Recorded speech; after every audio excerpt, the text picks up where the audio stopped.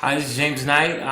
This is Module 3, where we're discussing issues around copyright and downloading files, sharing files, music, any kind of file as it pertains to school and education. I do remember when the file sharing became a big deal at the turn of this 2000 century, and Napster became huge, and record music studios were filing lawsuits, and people were worried that some man may show up at their door in a suit to sue them if they had stolen music. It became a part of the culture just to share music, and we called it sharing, but really what we were doing, we were getting music and things that we wanted for free. And as we look at this as educators, this definitely becomes a big deal because we don't want students downloading things they should not be downloading on our networks, and even just stealing music, but using the school's network to do that, or to even burn movies or whatever the case may be.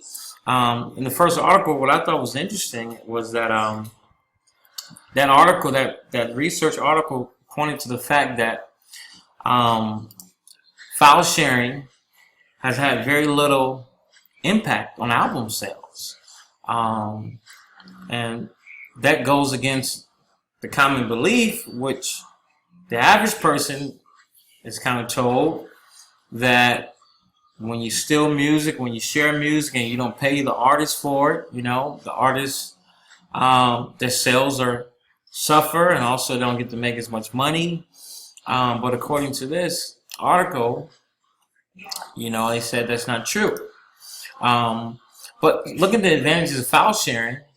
Some people argue that file sharing is free marketing, it's free promotion. People get to sample the music, and in the long run, it may actually help to gain a new customer. Obviously, some of the disadvantages of file sharing is that music can be stored, it can be saved. But the other disadvantage is that it's a poor quality.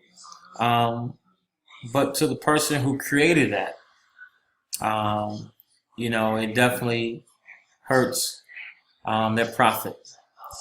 In the school context, file sharing should be done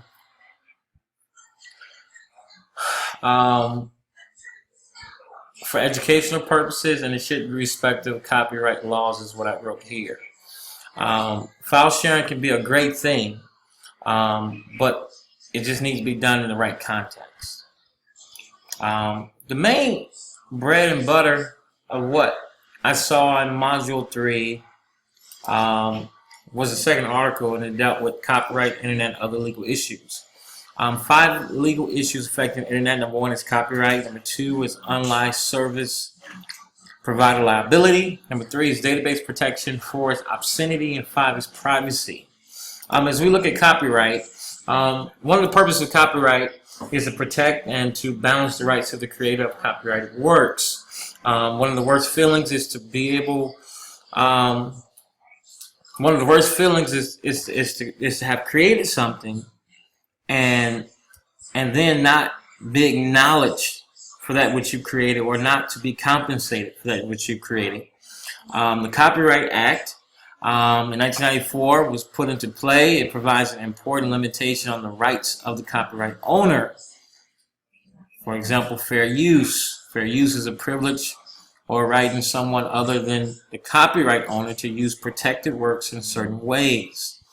Such uses include reproduction of the work for use in comment, criticism, news reporting, teaching, including multiple copying for classroom use, scholarship, and research. In the context of our class, in the context of educational setting, it's important that we communicate these copyright laws so that we're not infringing upon them, we're not violating them as teachers and also as students, so that students understand that when they use the internet, They know how to use it responsible, and they're not stealing material that doesn't belong to them, and they're not also sharing the material with students without giving credit where credit is due. Another big issue is online service provider liability. Now, this was very hot. This was a very hot topic. It was controversial a while back. Who do you blame? You know, things like LimeWire. You know, do you go after LimeWire? LimeWire is providing a service where people can share files. It just so happened that on the back end, people were sharing music files. They were sharing media content by artists and actors and things of that nature. But one can argue that LimeWire was a great tool, because if I wanted to share free work with the world, then people could get that, and I could get that out and disseminate that to the masses. But, you know, some of the issues about online services, you know, and the liability for the actions, you know, we have one is that when you use these services, that it should be placed, the material should be placed online. Number two, generate, select, or alter the content of the material. Number three, determine who will receive the material. And four, receive a financial benefit attributable to a particular act or infringement, or sponsor, endorse, or advertise the material. If the provider is notified of the infringement, however it may be, its responsibility to act in order to avoid liability. Basically, what that says is this, that if I'm an online service provider and I become aware of the fact that people are doing things illegal, then I have a responsibility to correct that, to do something about it. I should not be ignorant of the fact that people are using a service that I provided, and then they're doing illegal activities and so forth. A more recent bill, about almost 20 years ago, 18 years ago to be exact, was introduced in September 1997. It was more favorable to colleges, education institutions, and libraries. It is referred to as the Ashcroft Bill. The proposed amendment makes it clear that by merely providing network services and facilities for transmitting electronic communications, a person does not become liable for the actions of third parties unless the person receives notification and has a reasonable opportunity to limit third-party infringement. And so this is important. Also in the case of colleges who will post teachings, it could be writings by a professor, lessons that teachers may put online via the website. You know, all these things are important for us to know. Moving on to database protection. For example, there was a recognition by all concerned that database producers need incentives to encourage them to continue to develop databases, since such products are particularly susceptible to copying. Further, any free writing for commercial or competitive purposes should not be permitted. You know, with database, you have the issue of people copying it, people using it for their own profit. And so people who develop databases, you know, they have a concern about copyright issues and about people taking their hard work. I went to school with somebody who developed databases, and, you know, this was a concern of his. So, you know, these are things that are important for us to know. Number four, obscenity. On November 8, 1997, a bill was introduced that would prohibit the commercial distribution of material that is harmful to minors over the World Wide Web. Harmful to minors would include material that, taken as a whole and with respect to minors, appeals to prurient interest in nudity, sex, or excretion, depicts, describes, or represents in a patently offensive way with respect to what is suitable for minors in actual or simulate sexual act or sexual contact, actual or simulated normal or perverted sex acts, or lewd exhibition of the genitals, so forth.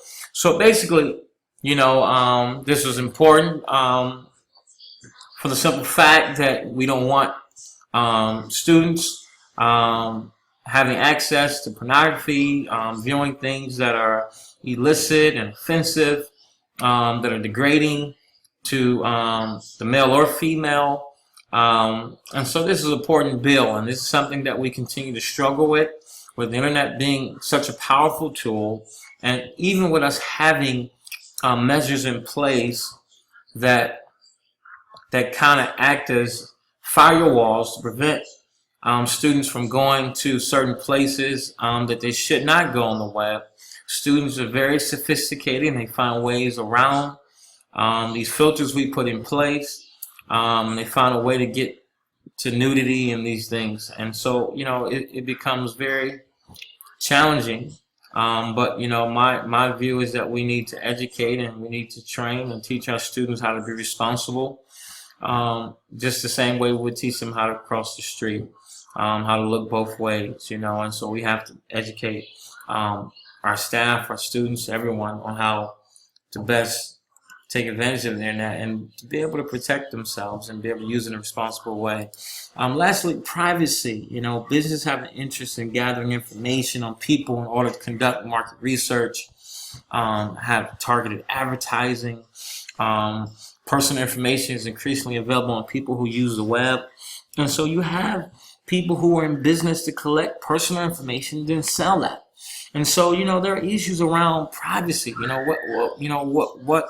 What rights do we have? If I give you my email address, can you share my email address? Can you share my phone number?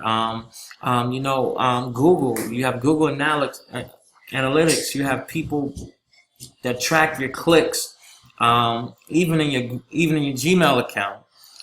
Google has become so sophisticated. If they see that you searched basketball, then all of a sudden you got basketball ads popping up in your email. And so there's this issue around privacy.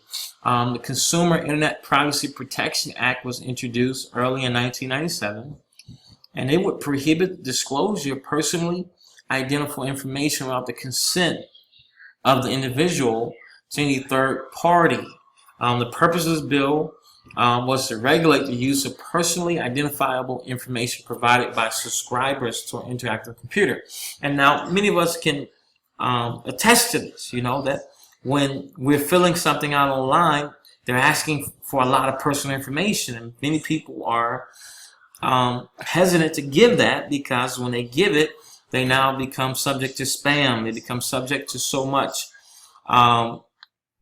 crazy stuff in their inbox and calls and all those different things, and people are like, how did you get my phone number?